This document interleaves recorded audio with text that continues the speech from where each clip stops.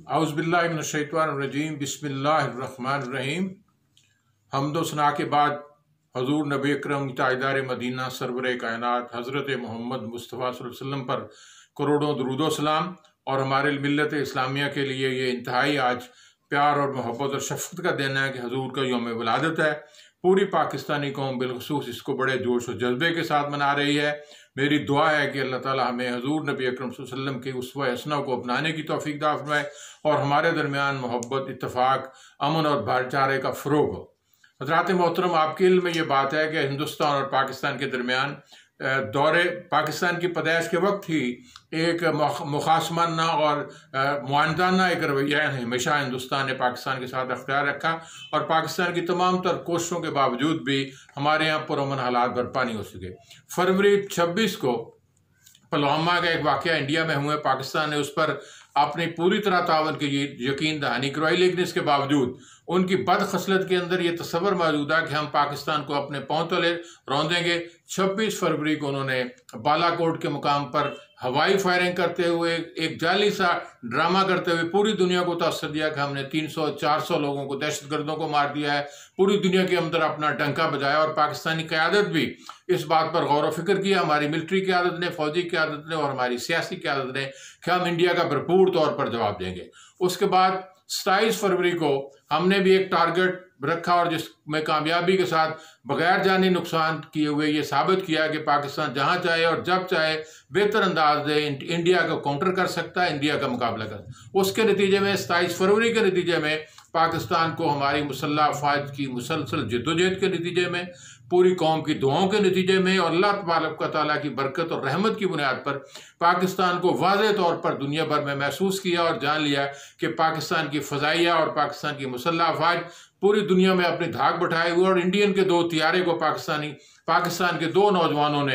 अली खान साहब ने और जावेद हसन ने, उनको मार गिराया और पूरी पाकिस्तानी कौम को एक फतह का, एक उन पर कामयाबी के जो एक सरशारी ना हासिल हुई और पाकिस्तानी कौम उसमें खुशखुरम हुई। हमारे अज़ाइम बुलंद हुए, हमारे हौसले बुलंद हुए, पाकिस्तानी कौम के अंदर एक अज़म पैदा हुआ, वतन से मोहब्बत का जज्बा जागा। उसके नतीजे में अब एक नया एक तुरफा तमाशा पाकिस्तान के अंदर है कि हमारे यहाँ सलामती के अदारों को भी रगेदा जाता है, सलामती के अदारों को भी अपने सियासी मकासद के असूल के लिए जद्दोजहद की जाती है। और पाकिस्तान के बहुत ही जिम्मेदार फर्द जो साबिक स्पीकर कौमी असम्बली है, उन्होंने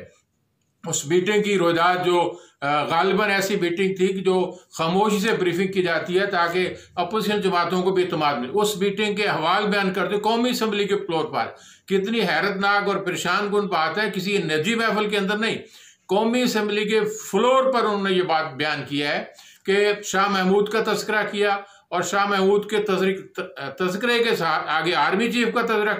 तस्करा किया जनाब बाजवा साहब का, और साथ ये कहा कि पैर कांप रहे थे, माथे पर पसीना था, और फिर इसको आगे बढ़ाते हुए बात कही। फिर शाह महमूद के कुरैशी के कंधे पर बंदूक चला के आगे शाह महमूद कुरैशी जो वजीर खारजा पाकिस्तान के हैं, उन्होंने हमें ये इस बात पर पूरी पुरस्कार अंदाज से जोर दिया, अगर हमने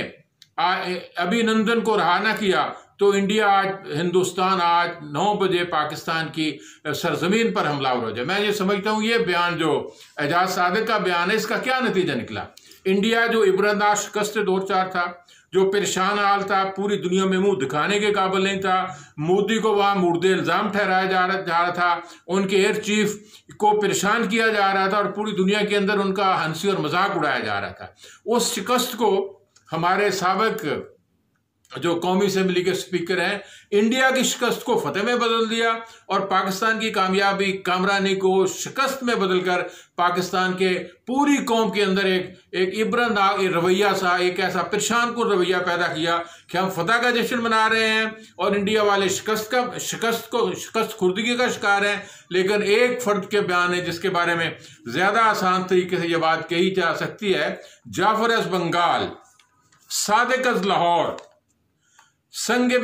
नंगे मिल्लत, नंगे दीन, नंगे वतन। इससे बड़ी बात क्या हो सकती है कि वो सादिक जिसको सादिको अमीन होना चाहिए, जिसको पाकिस्तान की खुददारी का, अना का लिहाज और मलहूज रखना चाहिए, जो एक सियासी जमात का आम अहदेदारों में शामिल है, उस अहदेदार ने अपनी यावा गोई के साथ पाकिस्तान का फख्र का सर नीचे कर दिया है और इंडिया का झुका हुआ सर, उनकी टूटी हुई कमर को बुलंद कर दिया। और फिर उसका नतीजा ये निकला कि इंडिया के जितने अखबारात हैं, जितने टेलीविजन हैं, उन्होंने इस खबर को इस अंदाज से फैलाया कि हम ना कहते थे कि हम फाते हैं। हमारे डर की बुनियाद पर वो धमकी जो दी थी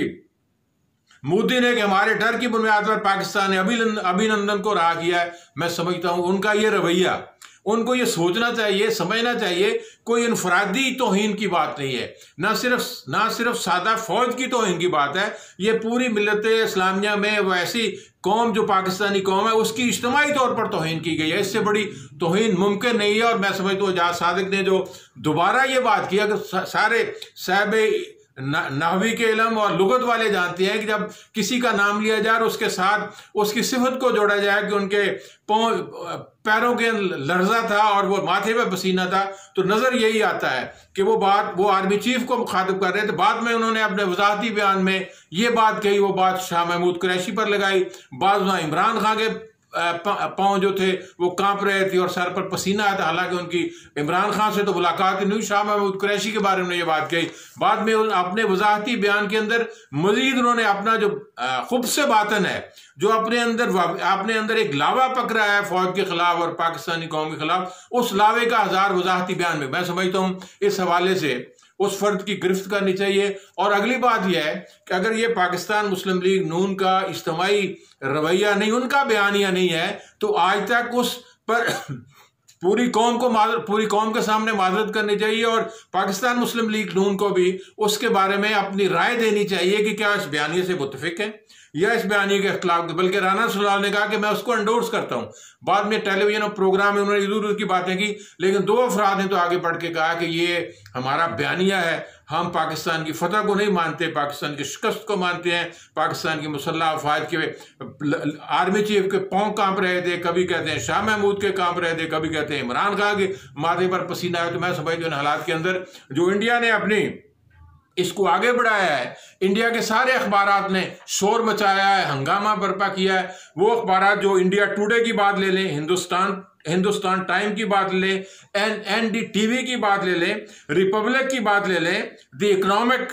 टाइम्स की बात ले लें, कोई ऐसा अखबार इंडिया का नहीं बजा जिसने शादमियाने ना बजाए हों, जिसने इसको कोट करके ये बात ना कही हो कि पूरी पाकिस्तानी कौम की टांगें कांप रही थी, पसीने आए हुए थे, कमजोरी का मुजाहरा करते थे। तो उन पाकिस्तानी कौम की फतह को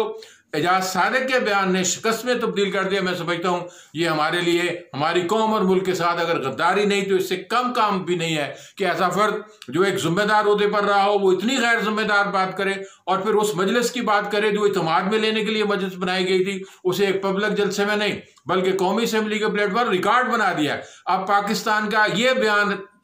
ये मोहतरम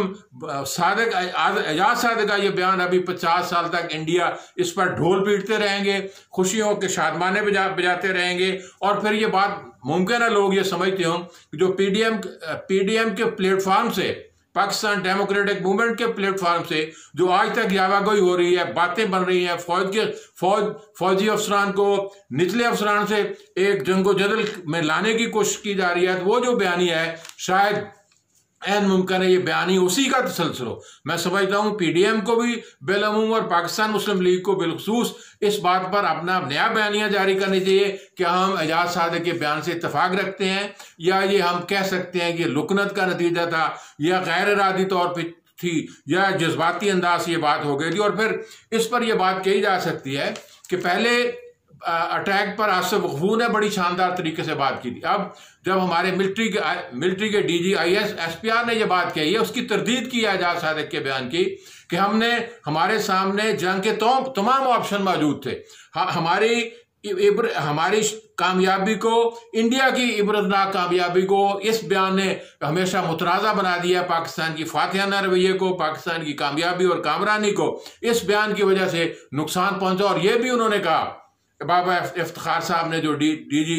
ISPR हैं कि पाकिस्तान के रैंक और फाइल के अंदर कोई इख्तलाफ नहीं, पूरी पाकिस्तानी कौम की तरह फौज भी मुतहद है, वो अपने आर्मी चीफ की कदर करती है, उनकी इज्जत करती है, उनका एहतराम करती है, उनके हुक्म मानती है। अगर फौज के अंदर ही इख्तलाफ राय शुरू हो जाए और फौजी क्यादत की बात ही ना मानी जाए, पूरी पाकिस्तानी कौम फौज, चाहे कोई भी आर्मी चीफ हो, ABC हो, पूरी पाकिस्तानी कौम आर्मी चीफ की पुष्ट पर खड़ी होती है, इस तरह एयरफोर्स की पुष्ट पर खड़ी होती है। हमारी नेवी ने भी कमालात दिखाए हैं, तो पूरी पाकिस्तानी कौम अपनी मुसल्लह अफवाज पर फख्र करती है। ऐसे बयानात जो पाकिस्तान को इफ्तरा को इंतशार में मुब्तला कर दें, पाकिस्तान की जीती हुई जंग को हारी हुई जंग में तब्दील कर दें, वो मुनासिब बात नहीं लगती। मैं आखिर में ये बात कहूँगा कि ऐसी वो बात हवाले से तोहमत लगा के माँ पे जो दुश्मन से दाद ले, तोहमत लगा के माँ पे जो दुश्मन से दाद ले, ऐसे सुखनवर को मर जाना चाहिए। यार ऐसी बात जो हम ऐसा काम करें, ऐसा रवैया अख्तियार रखें कि हमारा दुश्मन उससे खुश हो जाए, जो अजली दुश्मन है, जो पाकिस्तान को तबाह करना चाहता है, पाकिस्तान की मईशत को तबाह करना चाहता है और पाकिस्तान को हाइब्रिड जंग के अंदर मुब्तला करना चाहता है, या फिरका वराना फसादात फैलाना चाहता है, बलूचिस्तान के अंदर अपने एजेंटों को भेजता है, हमारे यहाँ धमाके करवाता है, दहशतगर्दी के वाक़यात कराता है। अगर हमारे किसी रवैये से, हमारी किसी गुफ्तगू से, किसी बयान से, किसी तर्ज अमल से अगर इंडिया के लोग, इंडिया की वो जो ब्राह्मण ताकत है, अगर वो खुश होती है, तो मैं समझता हूँ ऐसा फर्द को सोचना चाहिए बयान देने से पहले, जिम्मेदारी के ओहदे पर फायदा लेने वाला आम आदमी की बात नहीं। आम आदमी भी, पाकिस्तान के लोग उतना ही मुहब्बुल वतन है जितना कि बड़े लोग मुहब्बे वतन है, लेकिन मैं समझता हूँ हुब्बुल वतनी का तकाजा है ये ऐसे अफराद को कैफ़े किरदार तक पहुँचाया जाए, कानून अपनी हरकत में आए और आइंदा किसी को इस बात की जरूरत ना हो कि पाकिस्तान के नाम को बदनामी के जरिए से एक शिकस्त खुर्दा कौम के सामने, एक फादे खुर्दा जो पाकिस्तानी कौम फादे थी, उसको लाकर मुकाबल पेश किया जाए और हमारी कामयाबियों को नाकाम करने की कोशिश। मैं समझता हूँ आज पूरी मिल्लत इस्लामिया भी खुशो खरम है हुजूर नबी के मिलाद मनाते हुए, और पाकिस्तानी कौम बिलखुसूस। फिर आखिर में ये बात कहता हूँ कि हमें हुजूर की मोहब्बत, हजूर का इश्क, हजूर की अल्लाह ताला पैरवी अता करे, पूरी दुनिया के अंदर मुसलमान मुत्तहिद हों, इत्तफाक कायम करें, अपनी कुव्वत का इज़हार करें और हजूर नबी अकरम सल्लल्लाहु अलैहि वसल्लम और कुरान हकीम की तालीमात के मुताबिक अपनी ज़िंदगी को अपनाएं। व आखिर दअवाना अल्हम्दुलिल्लाहि रब्बिल आलमीन।